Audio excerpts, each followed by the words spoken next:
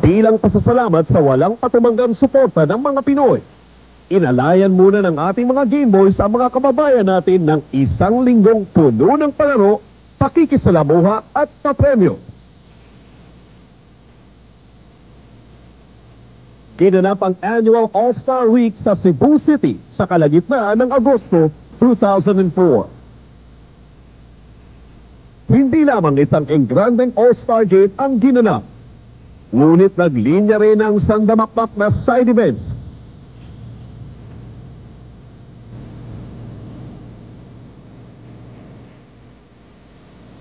Kagaya ng 3-point,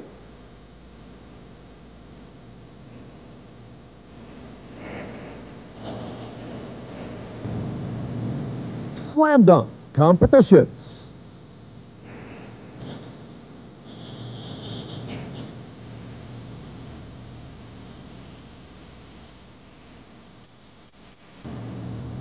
kasabay nito ay nagsagawa rin ng liga ng ilang community work kagaya ng orphanage and hospital visits.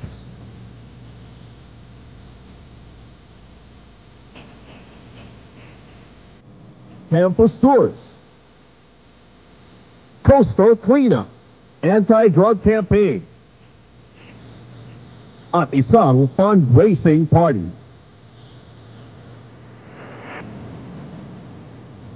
Nagkaroon din ng isang junior basketball clinic kasabay ng isang wheelchair basketball clinic na kinatatampuan ng former PBA players at ilang miyembro ng RP wheelchair basketball team.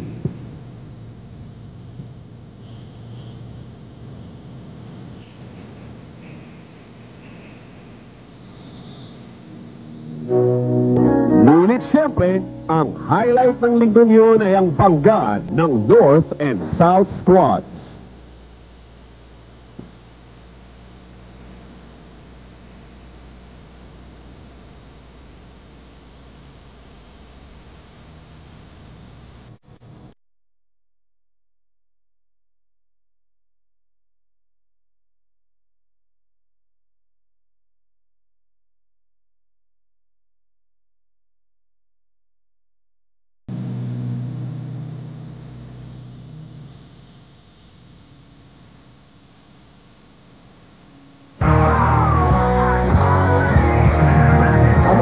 You know, with a steal. Another steal by Willie Miller. Here's that hand, but that's another steal by Asi. Now go 4-on-1. They are going to score. Benedetto is going high up to the heavens. And he's just to get some shots. Let's pick it up, Eric Beck. Pick it up. Oh, yes. That's how the man, Eric Beck.